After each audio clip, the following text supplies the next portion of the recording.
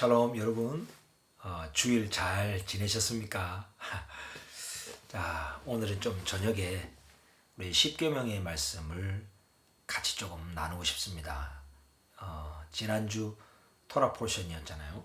출애굽기 20장에 나오는 이 하나님이 우리 언약 백성에게 주신 이 계명을 다시 한번 좀 묵상하고 은혜를 나눠볼까 합니다. 출애굽기 20장 1절에 하나님이 이 모든 말씀으로 말씀하여 이르시되 나는 너를 애굽 땅 종되었던 집에서 인도하여 낸 네 하나님 여호와니라.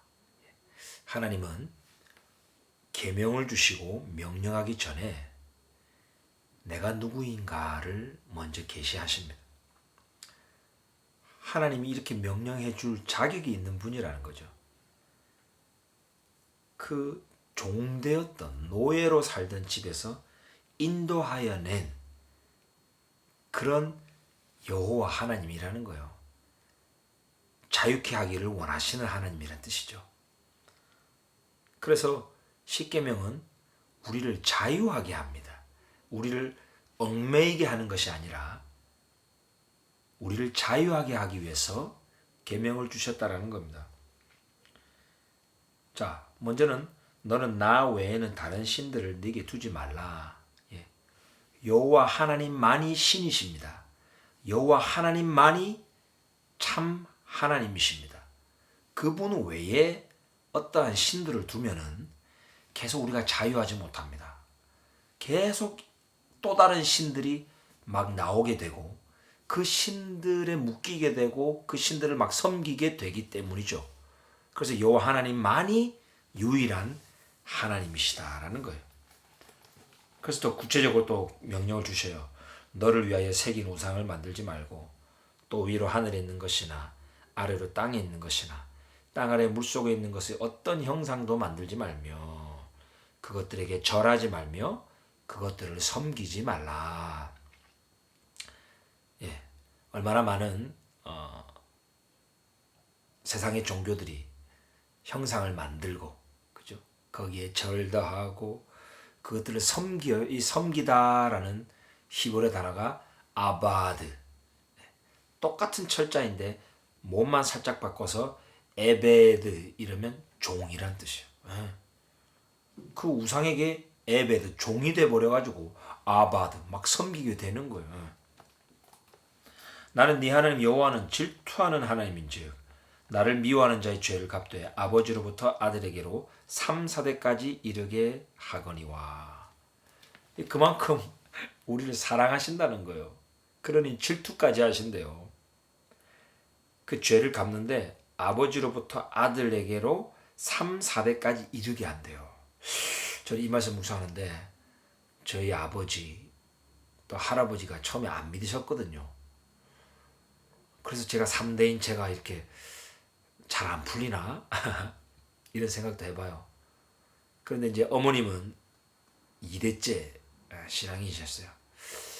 어머니와 아버지가 결혼하셔서 참신이 여호와 하나님을 이제 섬기게 되었고 예수 그리스도를 통하여 이 하나님의 언약 백성이 되었죠. 그래서 저 또한 모태신앙으로 살지만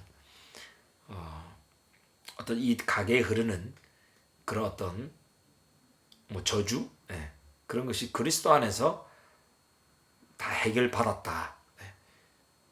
그러나 오늘 계명에 보면은 3, 4대까지 이르게 하신다라고 말씀하셔요. 자, 근데 6절에 보면 나를 사랑하고 내 계명을 지키는 자에게는 1000대까지 은혜를 베푸느니라. 할렐루야. 여러분, 이게 바로 그리스도 안에서 가게에 흐르는 저주가 끊어졌다는 뜻이죠. 우리가 예수 그리스도를 믿는다는 것은 하나님의 계명을 지킨다는 거예요. 그래서 요한일서 5장 3절에서 하나님을 사랑하는 것이 이것이니 그의 계명들을 지키는 것이라. 신약 성경에서 말하고 있는 거예요. 복음 사건 이후에 크리스찬들이 정경으로 하고 있는 신약 성경에서 이 얘기를 하고 있다고요. 하나님을 사랑하는 것과 하나님의 계명들을 지키는 것을 딱 붙여놓고 얘기를 해요. 자, 요한일서 5장 3절은 바로 십계명을 그대로 말하고 있죠. 십계명도 나를 사랑하고 내 계명을 지키는 자에게는 천대까지 은혜를 베푼다. 하나님을 사랑한다는 것과 하나님의 계명을 지키는 것을 딱 붙여놨어요. 같은 의미라는 거예요. 그래서 요한일서 5장 3절에도 하나님을 사랑하는 것이 이것이니 그의 계명들을 지키는 것이라. 그것은 무거운 것이 아니로다 그래요. 토라에서도 그 얘기하고 요한일서에서도 얘기하고 우리를 자유케 하기 위한 거예요. 이렇게 하나님 계명 주실 때는요. 7절에 너는 네 하나님 여호와 이름을 망령되게 부르지 말라. 여호와는 그의 이름을 망령되게 부르는 자를 죄 없다 하지 아니하리라. 여호와 하나님의 이름을 거룩하게 여겨야 돼요.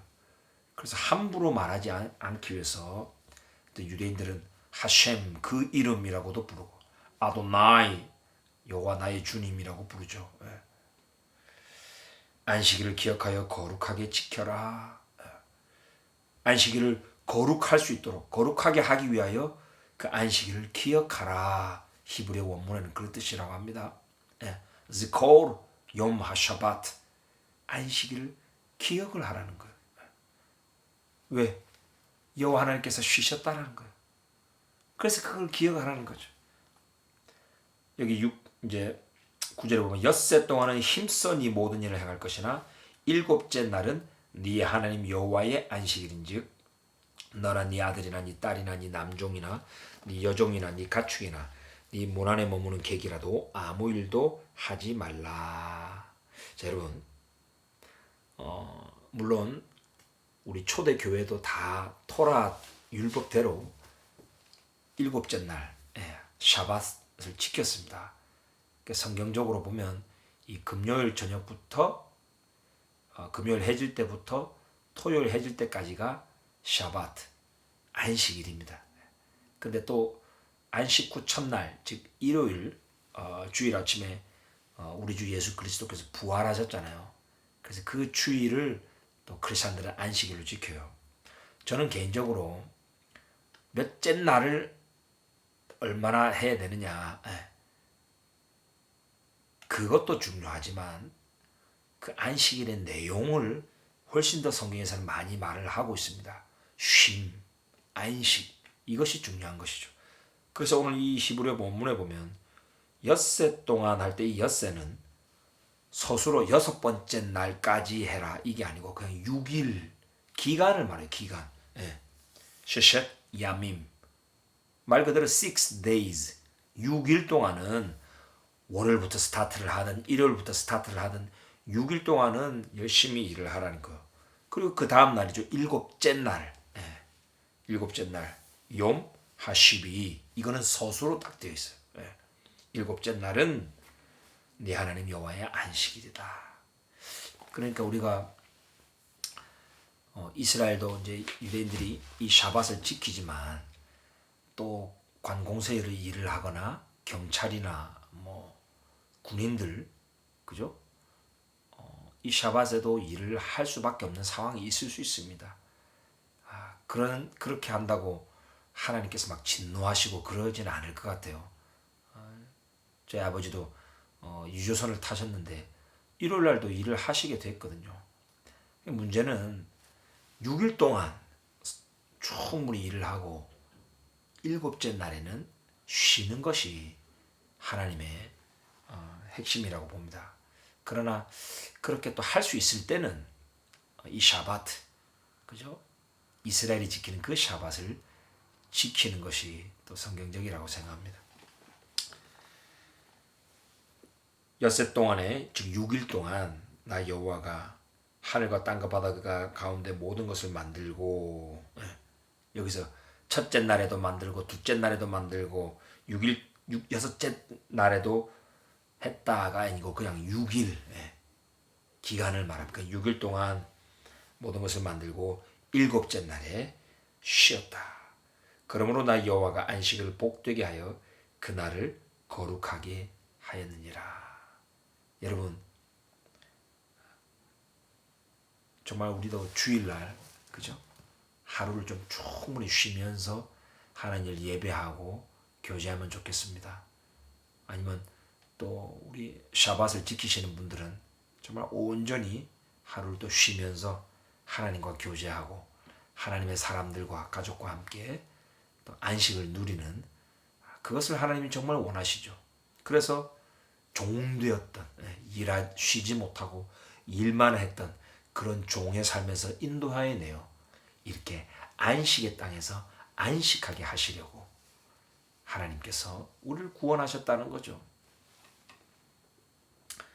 자, 이제 또 네 부모를 공경하라.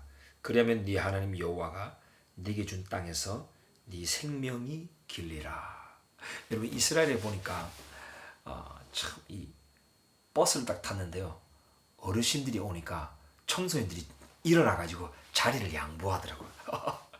유대인들도 이 어른을 공경하고 부모를 공경하는 그게 있어요.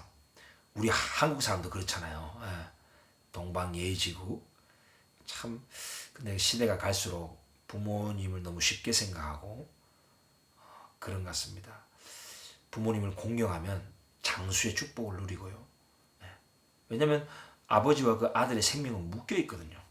그러니까 아버지가 우리의 공경을 받으면 건강하시면 우리도 건강하고 아버지의 축복을 받으니 그죠?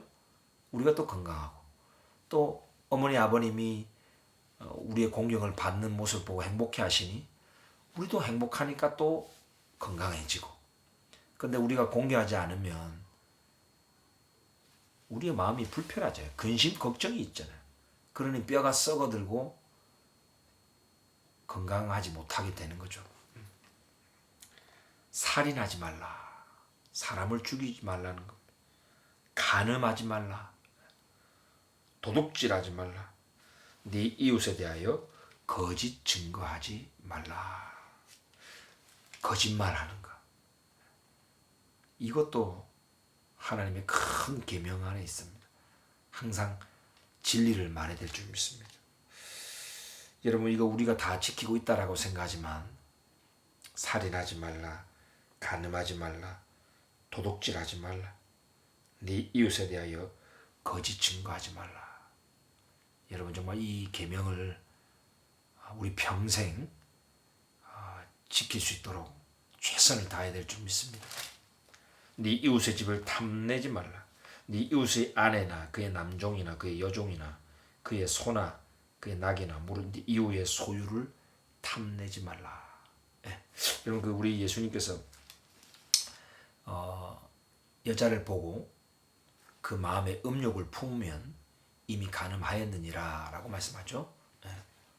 바로 그 계명은 이 마지막 계명과 간음하지 말라는 계명을 딱 붙여서 말씀하신 거죠. 남의 아내를 보고 탐심을 품으면 그 이미 간음을 했다라는 거예요. 그래서 네 이웃의 아내를 탐내지 말라라는 계명을 말씀하신 거죠. 그것이 바로 간음과 연결되어 있기 때문에 그런 거예요. 자, 여러분 평생토록 이 하나님의 계명을 우리가 지켜나갈 때에 정말 하나님을 사랑한다고 말할 수 있고요. 또 이 계명을 우리가 지킬 때에 우리가 자유할 수 있다는 겁니다. 우리가 어디 얽매이고 죄의 종이 되는 것이 아니라 구원받은 자유인으로 살 수 있다는 것입니다. 여러분 승리합시다. 예.